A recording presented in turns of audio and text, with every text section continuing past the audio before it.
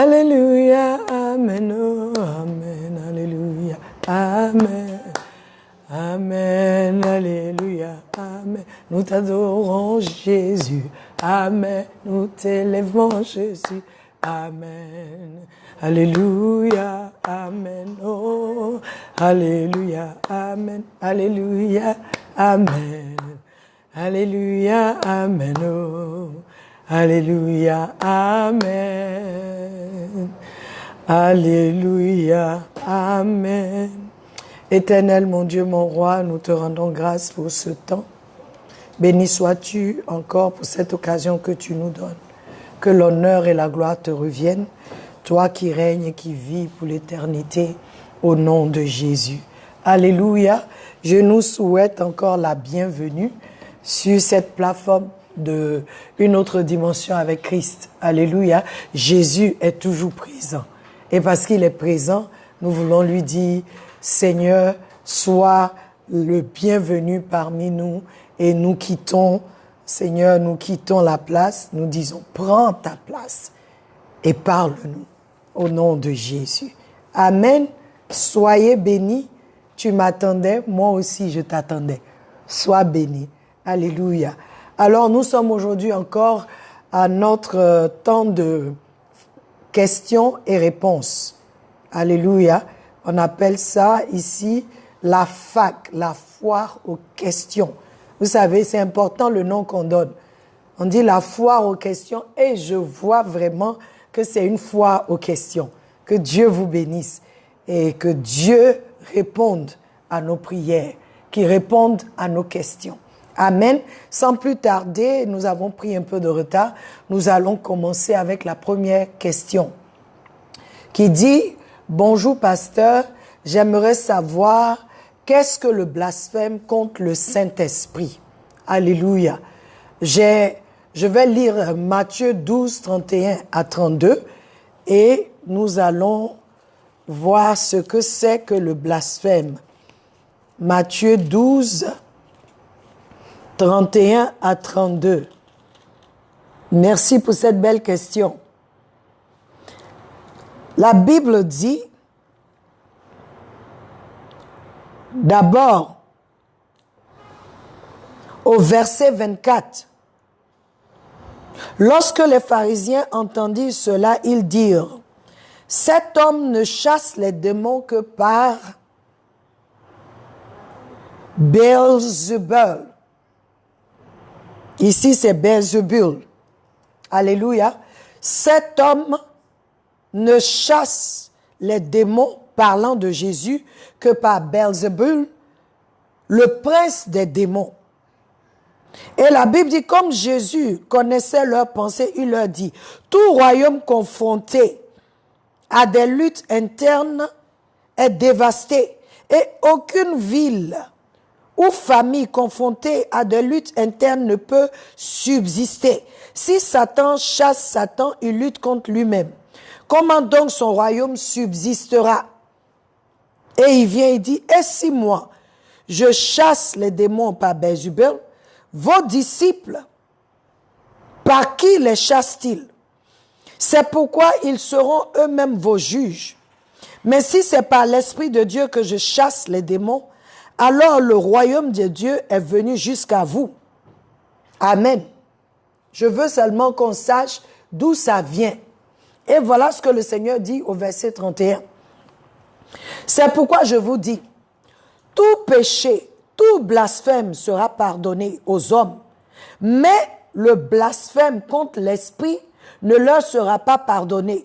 Celui qui parlera contre le Fils de l'homme, cela lui sera pardonné. Mais celui qui parlera contre le Saint-Esprit, le pardon ne lui sera accordé ni dans le monde présent, ni dans le monde à venir. Alors, en un mot, le blasphème contre le Saint-Esprit, c'est le fait d'attribuer à Satan, au lieu du Saint-Esprit, le pouvoir de guérison de Christ. Alléluia, je répète, le blasphème, c'est que tu attribues l'œuvre du Saint-Esprit, l'œuvre du Saint-Esprit qui se manifeste en Christ, que tu le dises que cette œuvre-là n'est pas le Saint-Esprit, mais c'est Satan. Il dit, là tu auras blasphémé contre l'Esprit de Dieu. Et j'ai lu pour qu'on comprenne que là, il n'y a pas de pardon. C'est ce que le Seigneur dit. C'est un péché qui est impardonnable. Amen. J'aimerais que tu lises ça encore, que tu prennes Matthieu chapitre 12 et que tu commences à lire, que tu lises tout le chapitre 12 afin de comprendre d'où vient cela. Dieu n'aime pas qu'on attribue ce que lui fait au diable. Car tu es en train de dire que Satan est plus fort que Dieu. Amen. J'espère que ça te va. La deuxième question, comment puis-je découvrir mon don spirituel? Eliane. Alors, Eliane, je vais te dire, la Bible dit que le Saint-Esprit témoigne à notre esprit. D'abord qu'on est enfant de Dieu. Donc, le Saint-Esprit te témoignera déjà qu'il t'a donné un don. Ça, c'est un. Et de deux, tu auras un témoignage de ton entourage et de tes leaders. Dans ton entourage, il y a des choses que tu feras et les gens vont te dire, tu sais, la dernière fois, tu m'as dit telle chose. C'était ça que je traversais exactement. Ou bien la dernière fois, quand tu as prié pour moi, voilà ce qui s'est passé. Ton entourage va témoigner. Et aussi, troisième point, il y aura un impact positif dans la vie des autres. Il y a des choses, c'est-à-dire le don que tu as, tu peux ne pas savoir, pour toi tu penses que c'est ça. Mais il y a des choses, il y a un impact que tu auras dans la vie, un impact positif que tu auras dans la vie des autres, qui encore témoignera que tu as ce don particulier. Et aussi, il y a ce fardeau que tu peux avoir dans ton cœur pour certaines choses. Et tu vois que tu les résous sans difficulté. Alléluia. La Bible dit que Dorcas avait un fardeau dans son cœur pour les veuves. Et elle arrivait à leur procurer cet amour-là, cet amour, elle arrivait à leur procurer cet amour en posant certains actes. C'est pourquoi quand Dorcas est décédée, la Bible dit que les veuves sont venues avec tout ce que Dorcas faisait pour elle, pour dire non, elle ne peut pas mourir. Voilà ce qu'elle fait dans nos vies. C'est un don que Dieu lui avait donné. Tu le découvriras et je suis sûr qu'il y a plusieurs autres manières. Mais ce sont ces 4 manières que j'ai pu avoir pour te dire. Amen. Et nous allons à Fabienne. Elle dit, bonsoir maman. La même Fabienne Plateau de Cuit. Que signifie marcher selon l'esprit? Alors, je vais toujours dans la parole. Nous allons lire Galates 5, du verset 16, 24, 26 qui dit, mais je dis, marchez dans l'esprit et vous n'accomplirez pas la convoitise de la chair. Car la chair convoite contre l'esprit et l'esprit convoite l'esprit contre la chair. Et ces choses sont opposées l'une à l'autre afin que vous ne fassiez pas les choses que vous voudriez. Mais si vous êtes conduits, marchez dans l'esprit, si vous êtes conduit par l'esprit, vous n'êtes pas sous la loi. Or, les œuvres de la chair sont manifestes, lesquelles sont adultère, fornication, impureté, impudicité, idolâtrie, sorcellerie, haine, désaccord, jalousie, colère, querelle, division, hérésie, envie, meurtre, ivrognerie, orgie et choses semblables, au sujet desquelles je vous déclare d'avance, comme aussi je l'ai déjà dit, que ceux qui commettent de telles choses n'hériteront pas le royaume de Dieu. Mais le fruit de l'esprit est amour, joie, paix, longanimité, bienveillance, bonté, foi, soumission. tempérance contre de telles choses, il n'y a pas de loi. Alléluia. Fabienne, marcher par l'esprit, c'est être conduit par l'esprit, c'est marcher dans l'esprit, c'est-à-dire ne pas accomplir les œuvres de la chair, ne pas laisser la convoitise opérer ses désirs en soi. Mais celui qui marche par l'esprit va manifester un fruit. Il dit le fruit qui est l'amour, la joie, la paix, la longanimité, la bienveillance, la bonté, la foi, soumission, la tempérance. Donc tu sais, si tu marches par la foi, amen, si tu marches par l'esprit, ça veut dire que tu es conduit par l'esprit. Il dit, celui qui marche selon l'esprit, ça veut dire selon ce que l'esprit lui donne. Pas selon ce que toi tu ressens, pas selon ce que tu veux, mais selon les directives de l'esprit. Amen.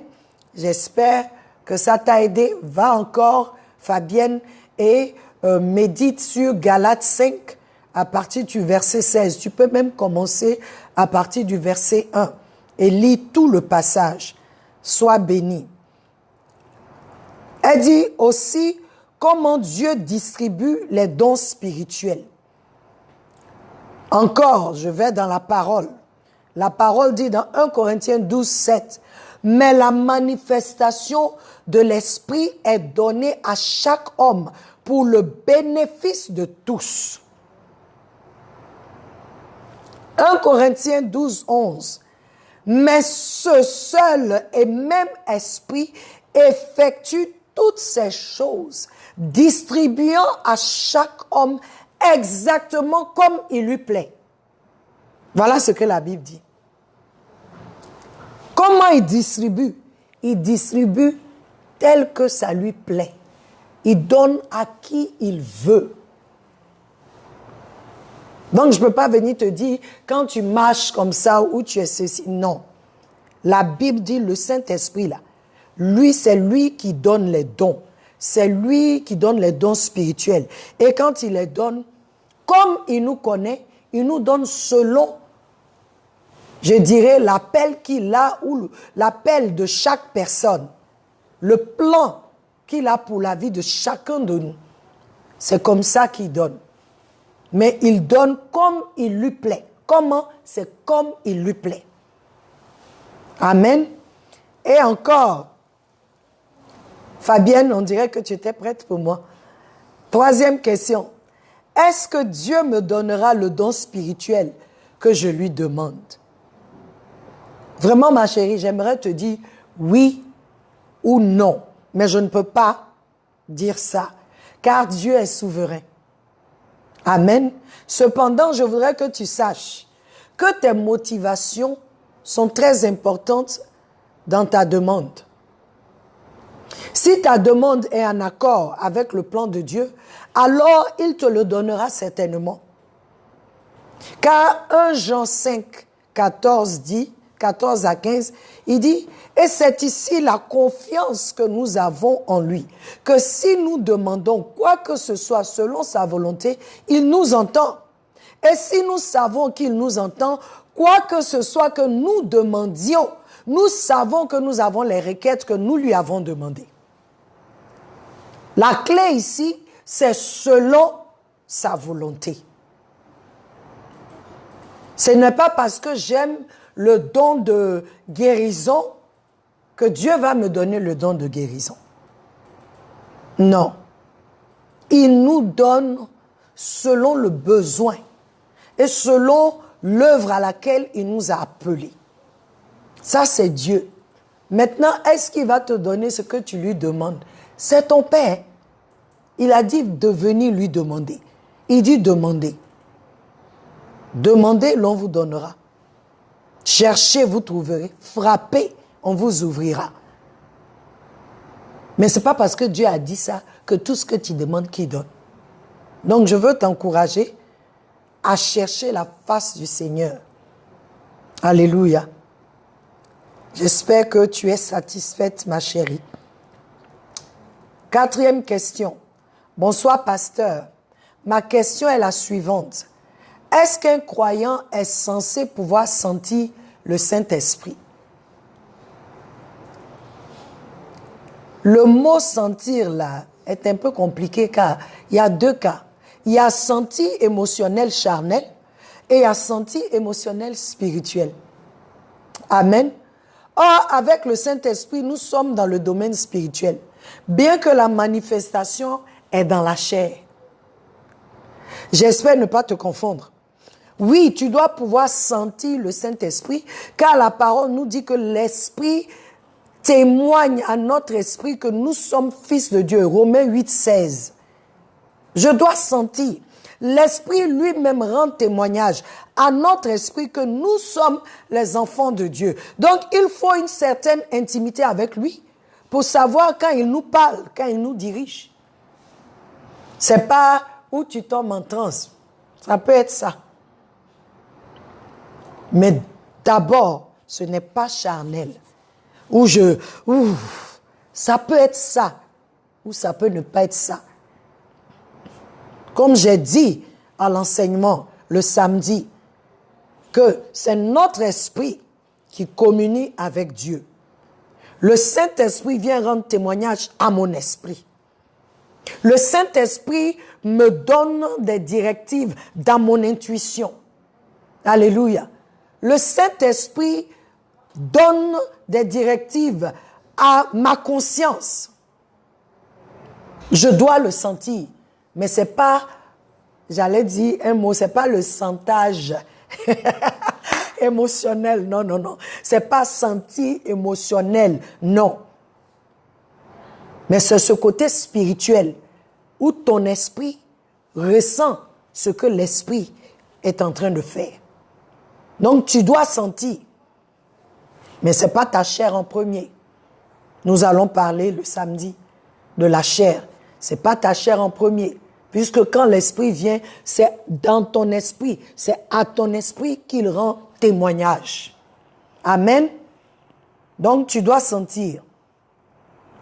Mais pas sentir charnel. Sentir spirituel. 5e question. Ma seconde question.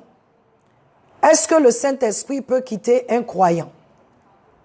Monsieur Langui, Banque Atlantique. Alors, Monsieur Langui, je te donne les passages et puis tu vas me dire s'il peut quitter ou bien s'il peut rester. Éphésiens 1, 13 dit, « En lui, vous aussi, vous êtes confiés, après avoir entendu la parole de vérité, l'évangile de votre salut, en qui aussi, après avoir cru, vous avez été scellés du Saint-Esprit de la promesse. » Éphésiens 4, 30. « Et n'attristez pas le Saint-Esprit de Dieu, par lequel vous êtes scellés pour le jour de la rédemption. » Jean 6, 27 dit, « Travaillez non pas pour la nourriture qui périt, mais pour cette nourriture qui demeure jusqu'à la vie éternelle, celle que le Fils d'homme vous donnera, car c'est lui que Dieu le Père a marqué de son sceau. » Le sceau, c'est le Saint-Esprit. Et je peux te dire, basé sur ça, que si tu es vraiment sauvé, le Saint-Esprit, tu es scellé. Tu peux ne pas sentir sa présence quand tu n'es pas dans la bonne position. Mais si tu es vraiment sauvé, tu es scellé. Amen. Si tu es vraiment sauvé, tu es scellé. Parce que c'est le Saint-Esprit, nous sommes scellés avec le Saint-Esprit et le Saint-Esprit est le sceau de Dieu dans ma vie, dans ta vie. Donc, est-ce qu'il peut quitter un croyant? Un vrai croyant? Non. Mais celui qui n'est pas croyant. Amen. Il dit, bonsoir, pasteur. Elle dit, quelle est la différence entre un talent et un don spirituel, Madame Kwame? Merci pour l'enseignement. Merci aussi de nous écouter. Amen. Alors, je vais aller dans Exode 31, 2, 5, qui dit, je veux lire ça ici parce que j'ai bien aimé Exode 31.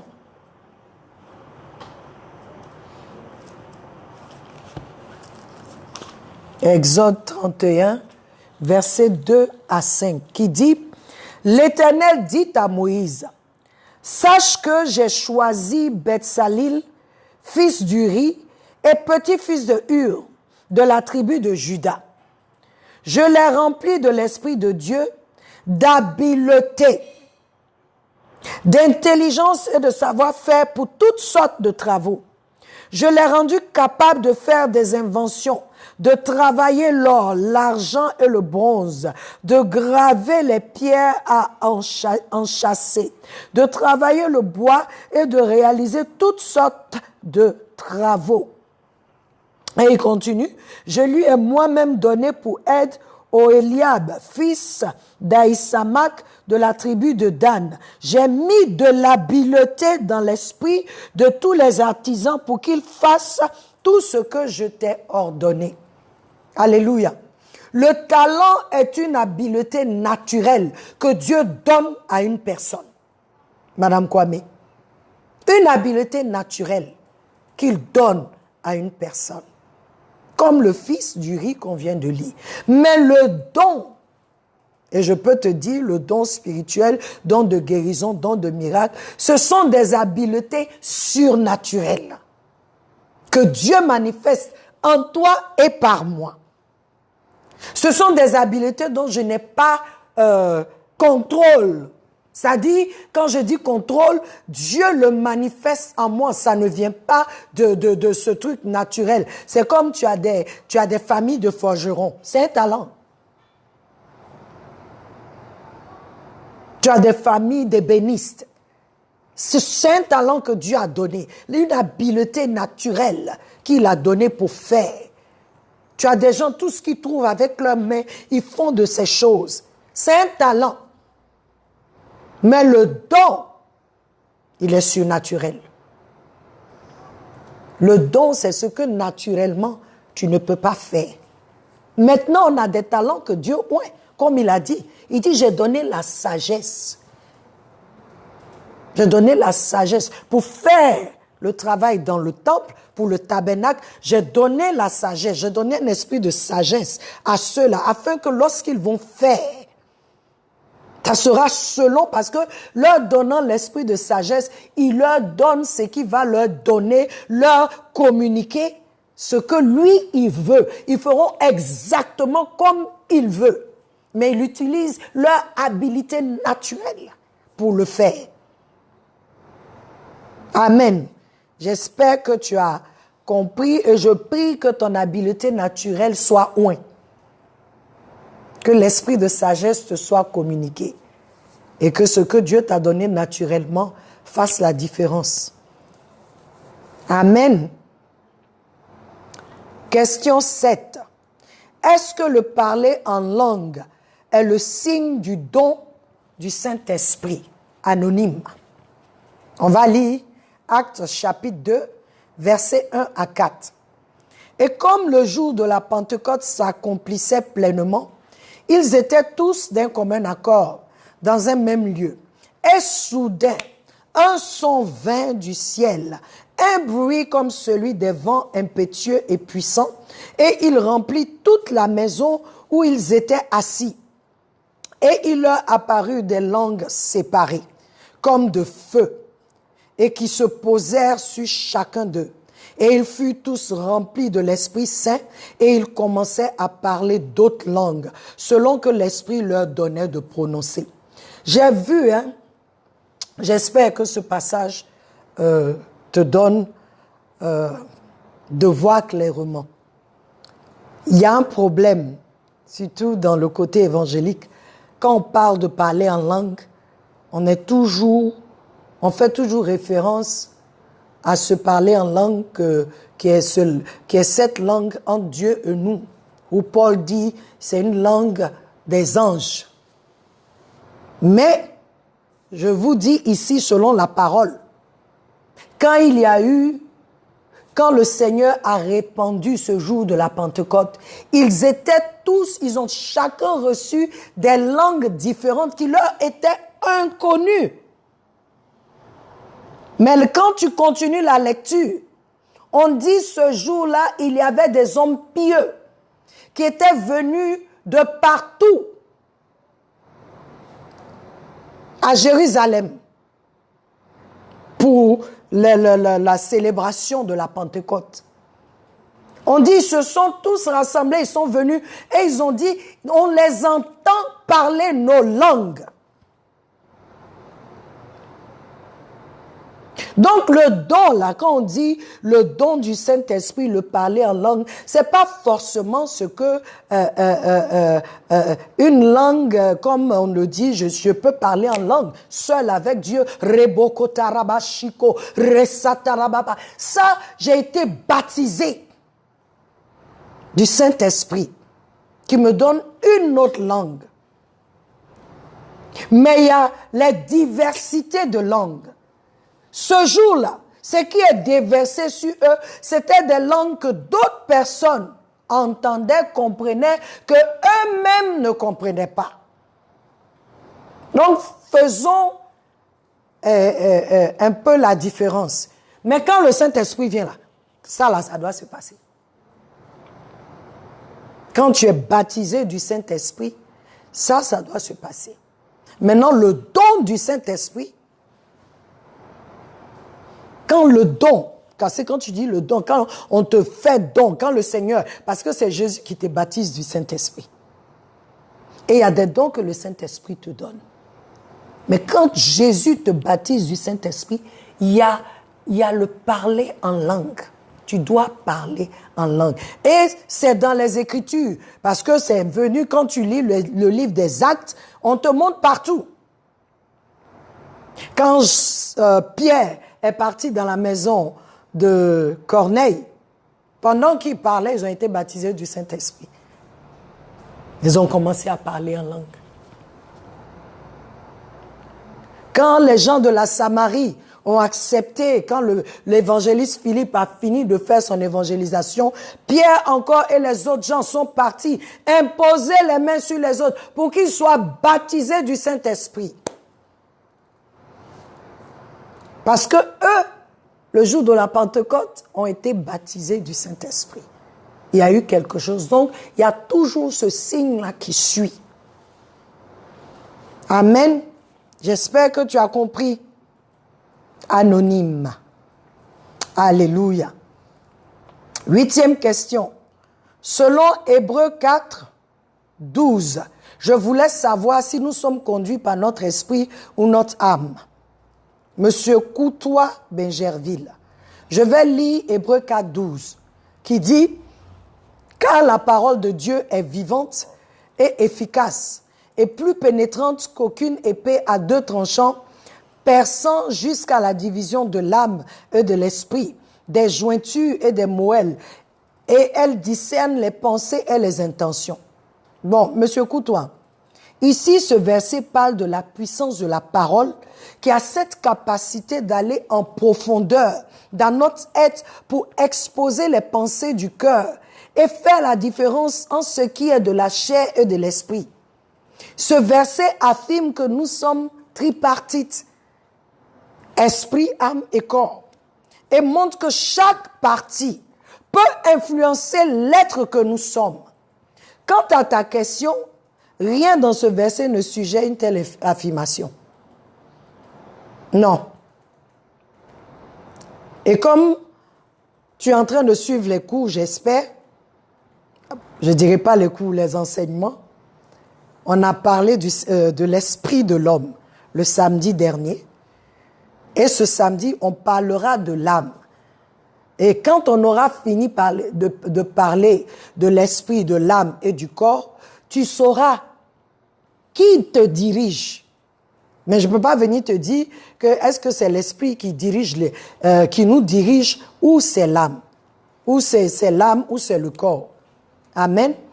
C'est après l'enseignement que chaque personne, chacun de nous saura quelle est la partie de lui ou d'elle qui a plus d'autorité dans son être.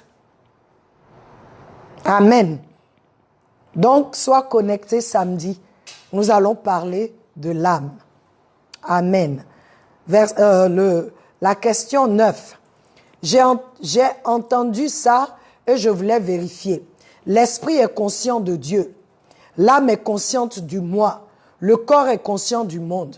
Bon, je ne sais pas où tu as entendu. Voilà. Parce que quand moi j'ai enseigné, j'ai dit que l'esprit est la partie en nous qui communie, qui a la fonction de communier avec Dieu, qui a la fonction de recevoir, l'esprit a 3 fonctions. Cette fonction de conscience, de discernement, la conscience, l'organe d'intuition se trouve dans l'esprit. L'organe de communion, de communication avec Dieu se trouve dans l'esprit. Mais je n'étais pas dit autre chose. Voilà. Donc, c'est le sujet vraiment, Fatih. C'est ce que nous discutons actuellement. C'est ce sujet que nous débattons, que nous enseignons actuellement. Donc, ce que je peux faire, c'est de t'encourager. Tu comprends? T'encourager à suivre. Si tu as écouté l'enseignement sur l'esprit, vas-y encore et réécoute. Tu comprends? Et ce samedi, écoute encore, viens, connecte-toi à 18h30 lorsque nous allons parler encore de l'âme et les fonctions de l'âme dans notre être. Ça va t'aider à comprendre. Amen. Et les fonctions du corps dans notre être. Ça va aussi t'aider à comprendre. Mais je veux seulement que tu saches que l'homme est esprit, âme et corps. Et je te donne rendez-vous ce samedi 11. Nous allons parler de l'âme. Ce sera très intéressant et tu auras les réponses à tes questions. Car la Bible dit, tu connaîtras la vérité et la vérité t'affranchira. Comme je dis, je ne sais pas où tu as entendu ce qui est dit. Mais par les enseignements, tu sauras si vraiment l'esprit est conscient de Dieu, l'âme est consciente du moi, le corps est conscient du monde. D'accord? Sois béni. Question 10. Merci pour la prière, maman. Idriss de Dakar. Sois béni, Idriss.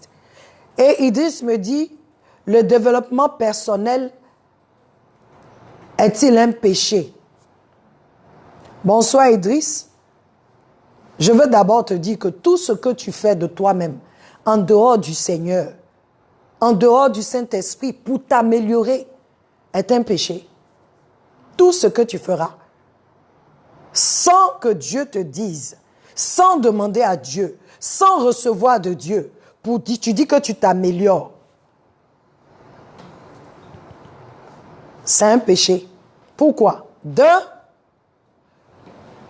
En faisant de toi-même, tu nous fais comprendre que tu es capable sans le Créateur. Et ça, c'est de l'orgueil. Et cela rend idiot ou insensé. Car, ou c'est Dieu qui t'enseigne, ou c'est le diable qui t'enseigne avec différentes philosophies. C'est ce qu'on a aujourd'hui. Tu as des gens, au lieu de chercher Dieu, de trouver Dieu, ils sont dans des sectes. Parce qu'ils vont s'asseoir pour faire des débats intellectuels. Mais je veux que tu saches, seule la vraie connaissance de Dieu te révélera le vrai toi. Quand tu connais Dieu, tu connais Jésus, tu te connais. Parce que le fait de le connaître te montre qui tu es. Amen.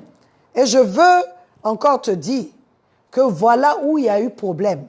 Adam et Ève sont le parfait exemple de développement personnel en dehors de Dieu, le véritable.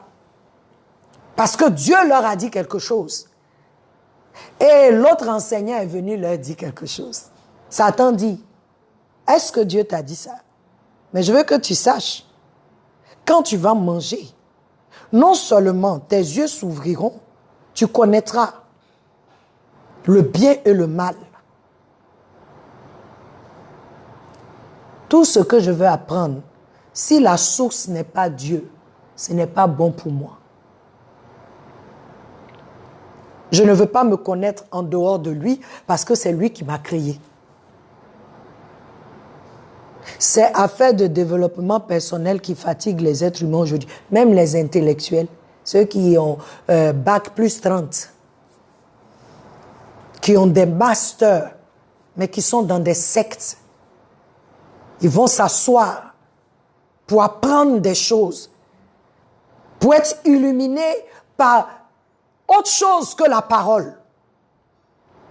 C'est un péché parce que, en fait, tu es idiot quand tu es en train de faire ça. Tu ne te rends pas compte. Tu es insensé. C'est de la folie de penser qu'on peut se connaître sans Dieu. Tu peux réussir sans lui, mais Dieu dit, ce n'est pas une vraie réussite.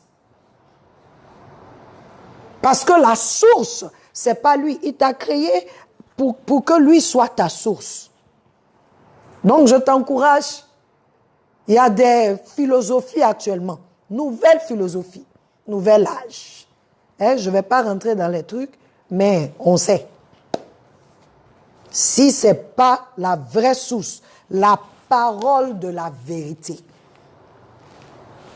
C'est quand j'ai commencé à étudier la parole que ma vie a commencé à être normale. Aujourd'hui, il y a d'autres qui disent, on a le chaud, on va aller vivre. Ça, c'est une philosophie du monde. Ils disent qu'ils vivent, pourtant ils sont morts. Parce qu'ils ne sont pas en relation avec celui qui donne la vie. Donc, laisse affaire de développement personnel de toi-même. Tu peux chercher ça, mais avec Dieu. Pour qu'il t'enseigne.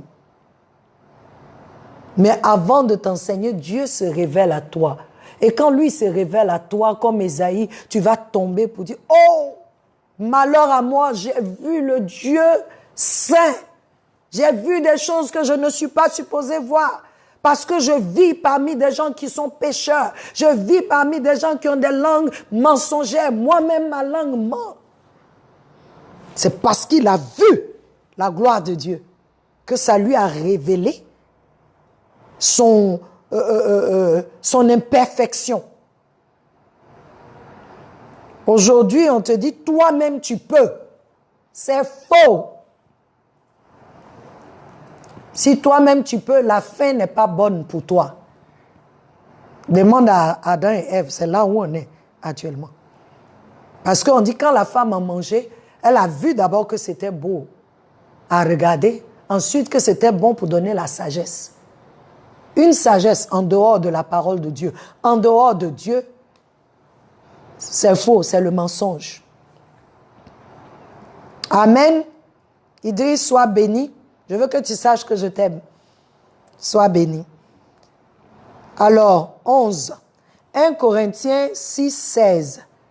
Anonyme, Angrestas, dit, je ne comprends pas ce verset.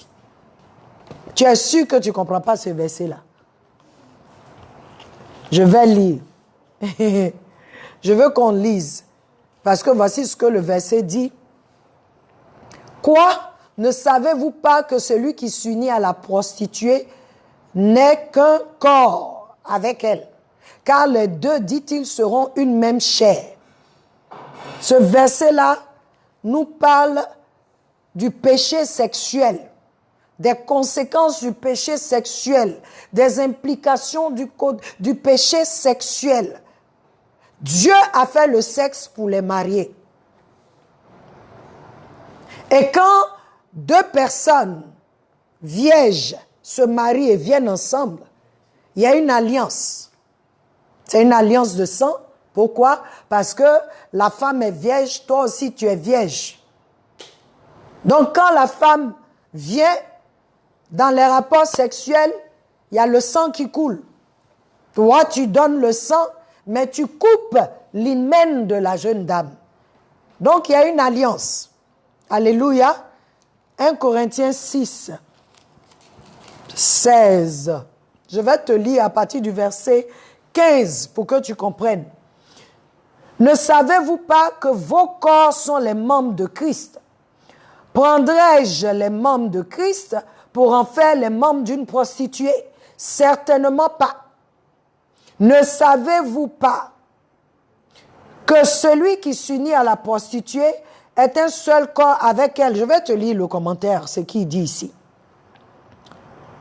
Cela parle de l'immoralité sexuelle et la prostitution, car ça parle de l'église de Corinthe. Dans l'église, avant, à Corinthe, ils avaient cette adoration-là, où il y avait des prostituées du temple. Quand on vient, ils venaient faire leurs adorations, c'était des orgies. Les prêtres avaient des prostituées, il y avait des femmes là-bas qui, c'était elles, il fallait avoir des rapports sexuels avec elles dans le temple. Mais il n'en est pas ainsi pour nous, chrétiens. Il dit, tu es le temple du Saint-Esprit. Tu es saint. Ce temple est saint et sanctifié. Mais on ne sait pas, cette parole nous dit que quand tu viens avec quelqu'un, chaque fois que tu as des rapports avec la personne, vous devenez un. C'est pourquoi, ça c'est une lucane. Beaucoup de célibataires, on veut se marier, mais on est déjà marié. Donc le vrai mari ou la vraie femme n'a plus sa place. Parce qu'il y a beaucoup qui sont assis là.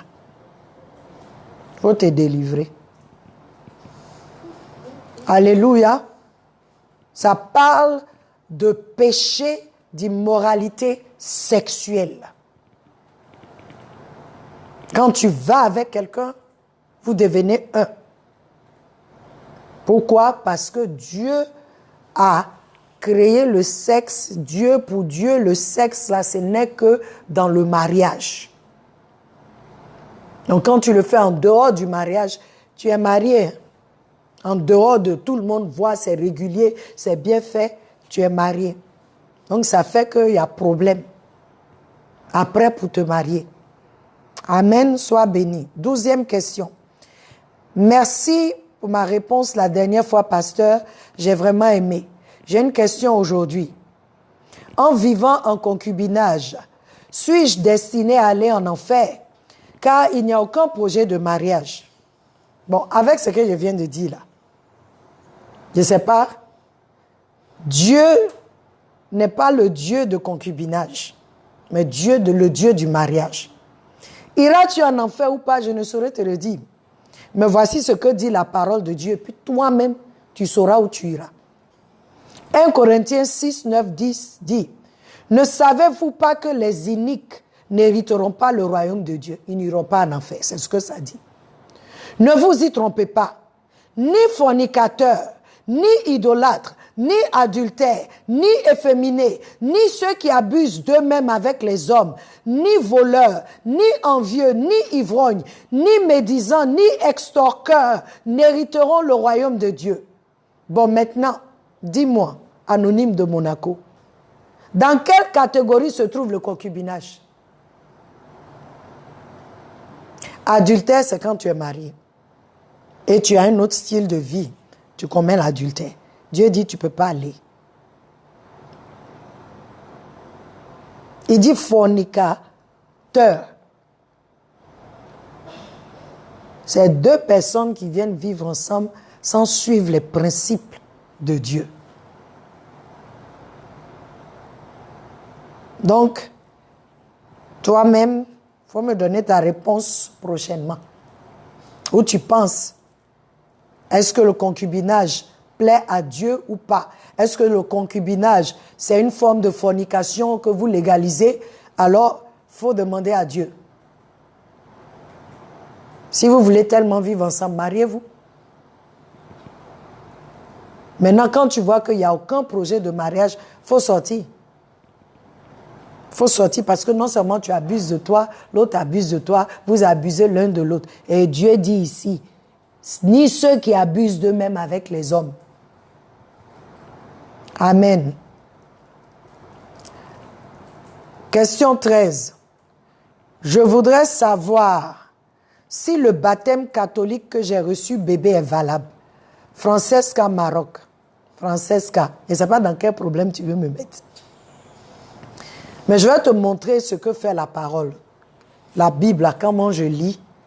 Luc 2, 21, 39, qui parle de Jésus, que ses parents sont allés présenter le 8e jour. On n'a pas dit qu'on l'a baptisé.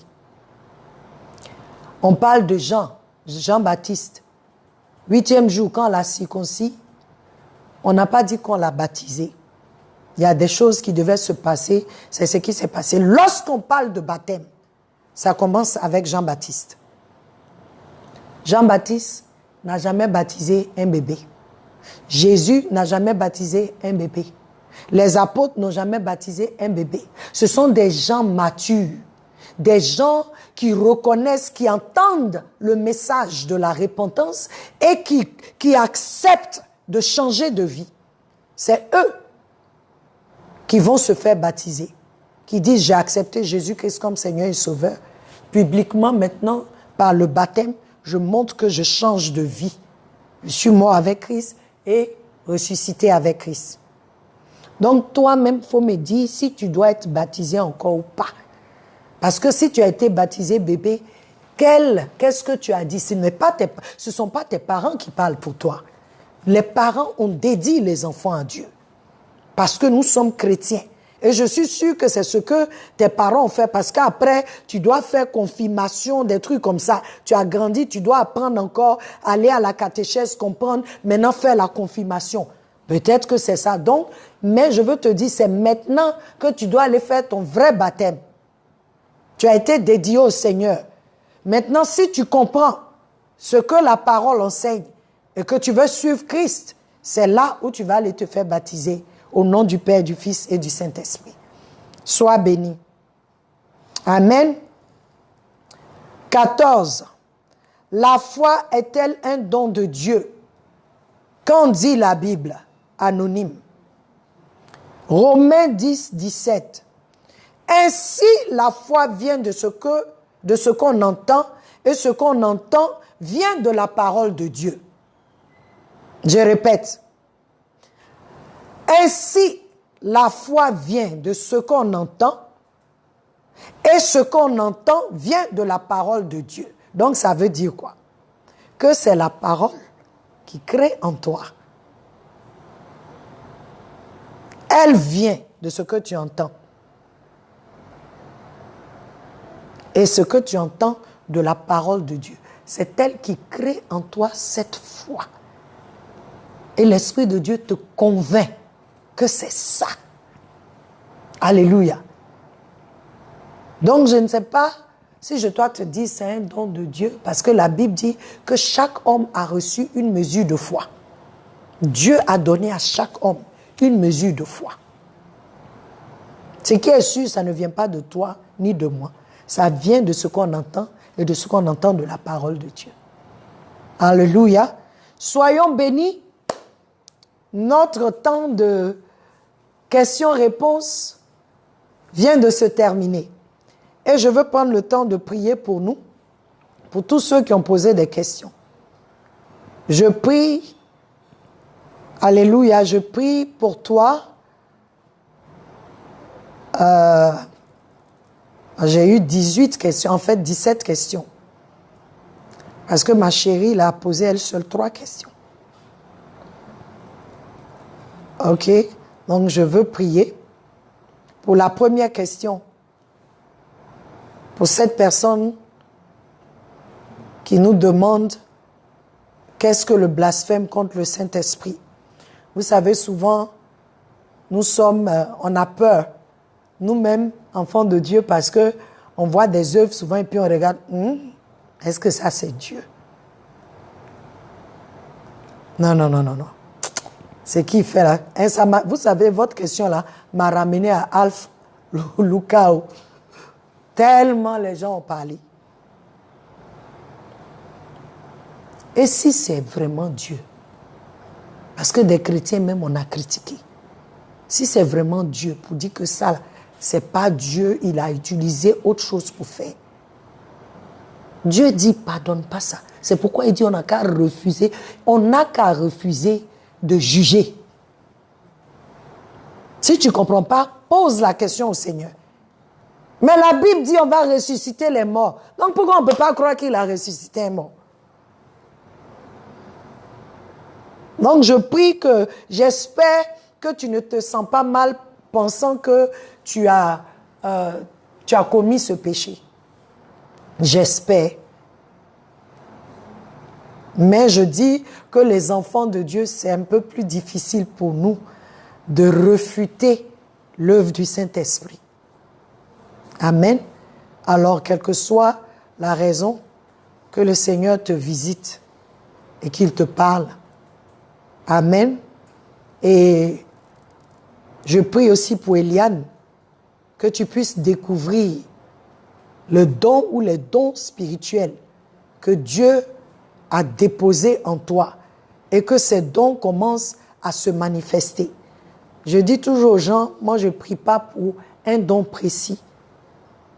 Parce que si Jésus est en moi, je dois pouvoir tout faire. Quel que soit le besoin où je vais. Parce que Christ, la vie, est en moi. Je dois pouvoir guérir les malades.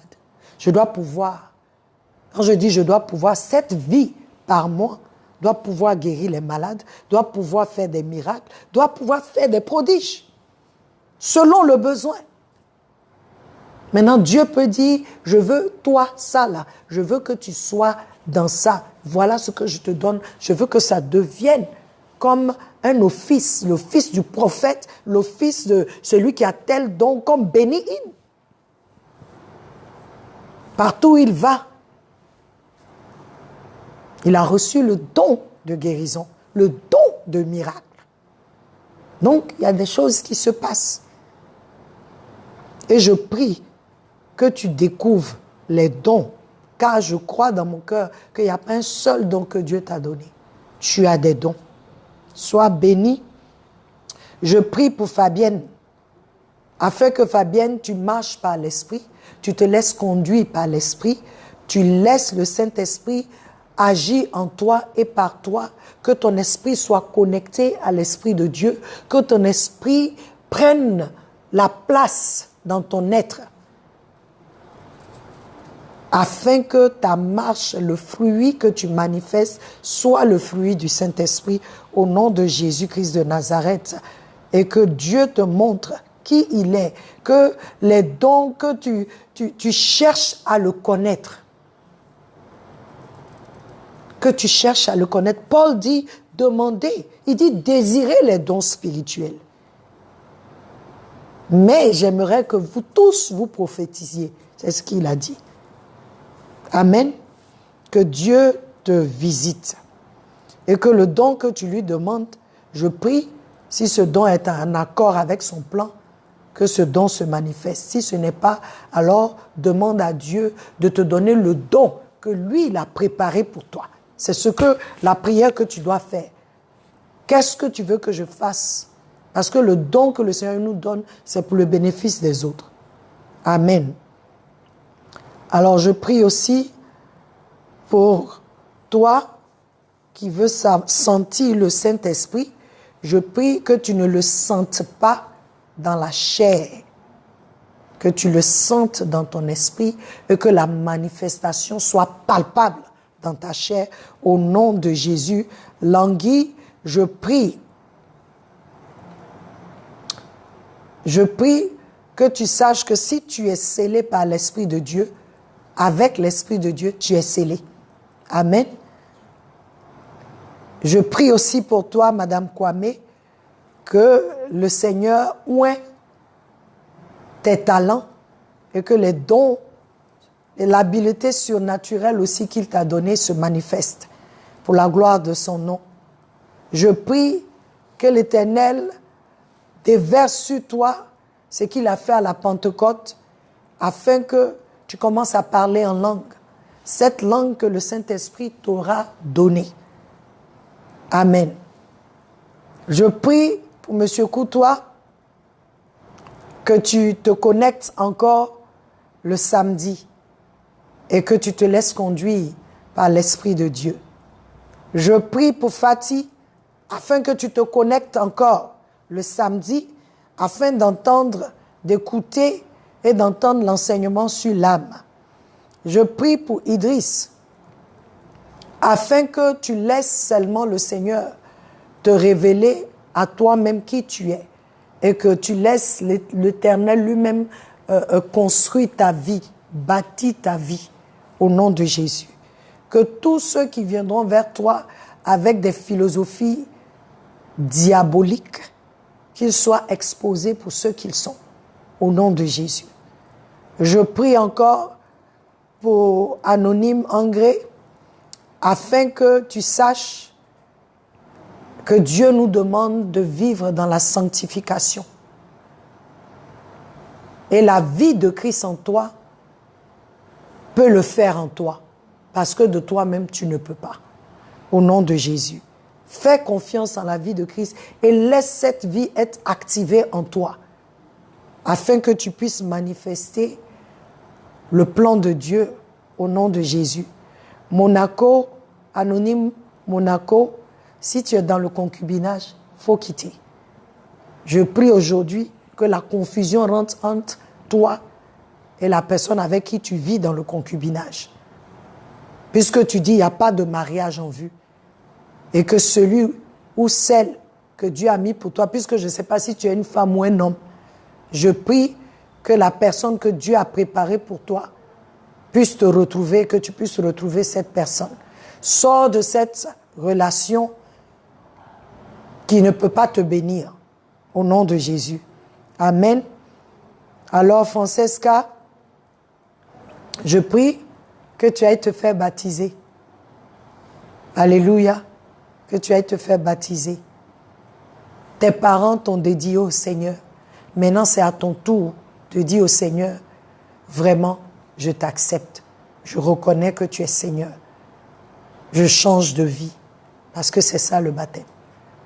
Montrer à tous. C'est comme quand l'enfant est né.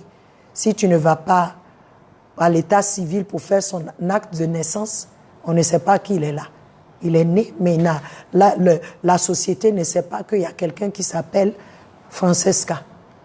Mais quand tu es né, tes parents sont partis faire ton extrait de naissance. C'est ça le baptême. Tu dis publiquement, tu as accepté Jésus. Maintenant, publiquement, tous savent que tu appartiens à la famille céleste. Amen.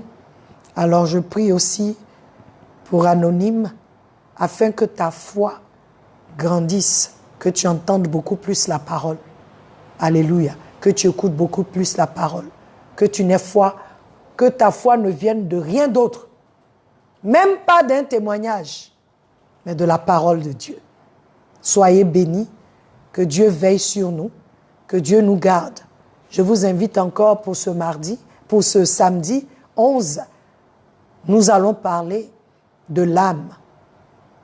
L'influence de l'âme sur l'homme, la fonction de l'âme dans l'être humain.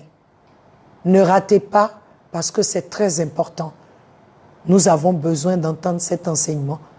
Je vous invite, invitez massivement, invitez vos amis, invitez ceux qui ont besoin d'entendre, invitez ceux-là même quand vous voyez qui sont éloquents sans Jésus, qui accomplissent de grandes choses sans le Seigneur. Invitez-les à cet enseignement. Que le Seigneur nous bénisse, que le Seigneur veille sur nous, au nom de Jésus-Christ de Nazareth. Amen. Soyez bénis.